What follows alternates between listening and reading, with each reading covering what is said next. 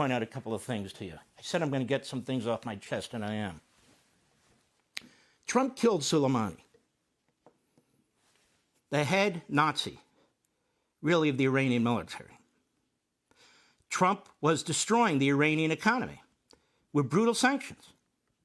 The Iranians were rising up. They don't like that government. They don't like the Nazi government in Tehran. And they're now being mowed down, slaughtered, raped, imprisoned, God knows what, because of our current policies. Trump was Israel's greatest friend in the Oval Office ever. Can that be said of Obama or Biden? No. Biden reversed everything. Biden rebuilt the Iranian war machine. I'll prove it in a minute. I'm sure the reporters and others getting information from the Biden Pentagon and White House won't tell you this. No. I'll tell you this. Biden rebuilt the Palestinian war machine. They were all on their heels.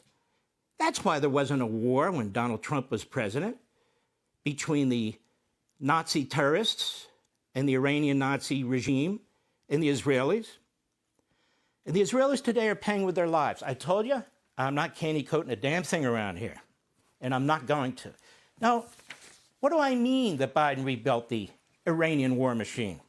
Well, the $6 billion is in this account, and there's going to be that account. Okay, forget about the $6 billion. Although the idea that a president of the United States would give $6 billion, or allowed to be given, to the Iranian regime that threatens the United States of America, that's unleashing holy Nazi-like hell on the Jewish people in Israel, and is threatening to get nukes, that's insane in and of itself.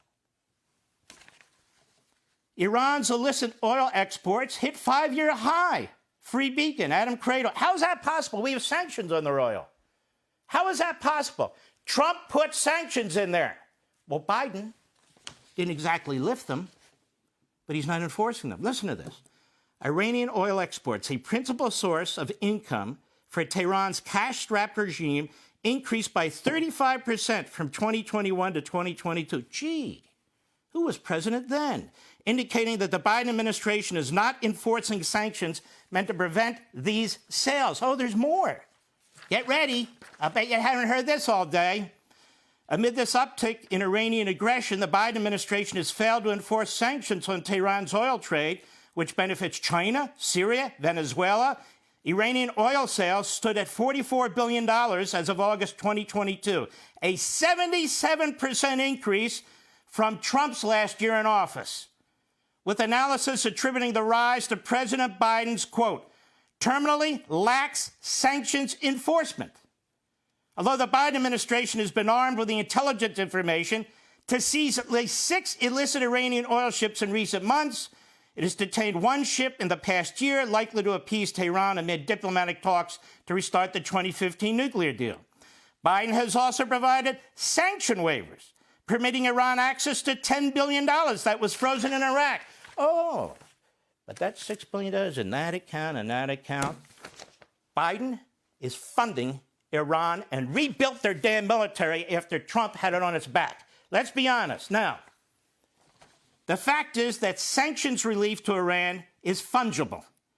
And Iran has been using these resources to go from, listen to this, America, this affects us, 2% enriched uranium and not installing advanced centrifuges under the Trump administration to racing towards nuclear weapons under Biden, becoming a nuclear threshold state enriching more than 60% enriched uranium. 2% to 60%.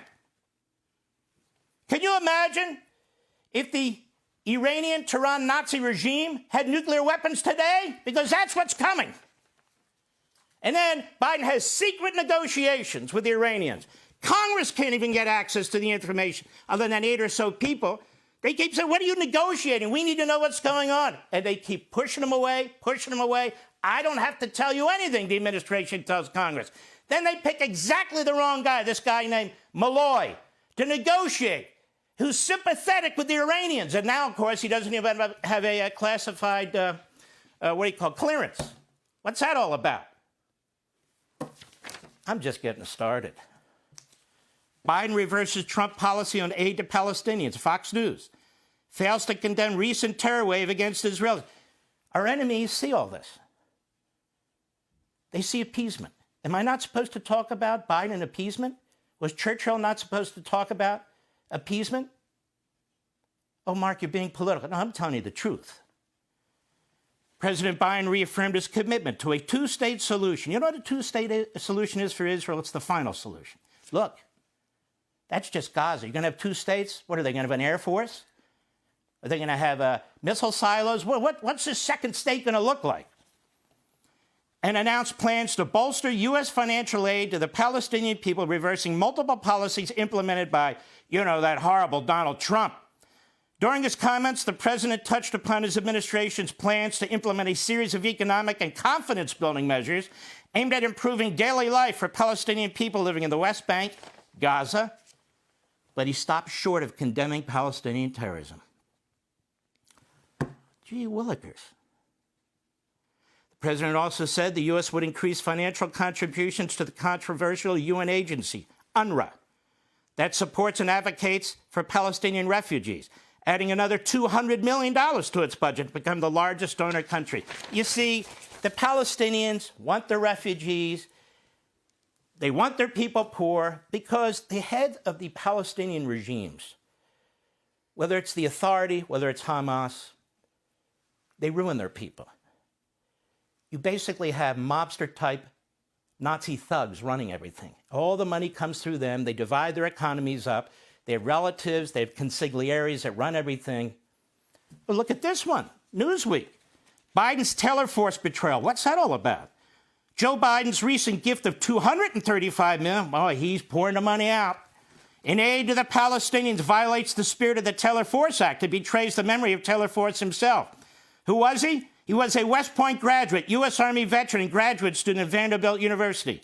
He was 28 years old when he was murdered in Israel by a Palestinian terrorist named Bashar Maha on March 8, 2016. Maha wounded 10 others in his attack before being killed by the Israeli police. His family immediately attained celebrity status. Oh, under Abbas. That's the Palestinian Authority, the good ones, Celebrity status. And you know what they awarded him? They awarded his parents a big pension. Much of it paid with our tax dollars. So Congress said that's enough. So did President Trump. 2 years later, the Taylor Force Act was signed into law, ending all future aid to the Palestinian Authority unless and until the practice of rewarding terrorists and their families through the Martyrs Fund is ended. They didn't end it. So Trump put an end to it. And guess what? Joe Biden is ignoring the Taylor Force Act. And so the money continues to flow. The new funding was just one part of Biden's apparent plan to reverse all of Donald Trump's Palestinian-related policies. And then look at this. Just the other day, New York Times. Democrats tell Biden Saudi-Israel pact needs concessions for Palestinians. Here's Israel and the Saudi crown prince, this close to a peace deal. And Biden interrupts and says, not so fast. We need concessions to the Palestinians. Democrats, 20 Democrat senators signed a letter. No. No deal until there's more concessions to the Palestinians. Folks, I'm about sick and tired of candy coating all this stuff. Let me cut to the chase. The Biden administration has helped arm up the Iranian regime, helped to arm up Hamas, which gets support from the Iranian regime, helped to arm up Hezbollah, which gets support from the Iranian regime, and all the rest of it. And Joe Biden, in large measure, is responsible for it. And 1.5 years to go with this administration. We can only pray to God that the Iranian regime doesn't have nuclear weapons until this man can be removed from office, God willing.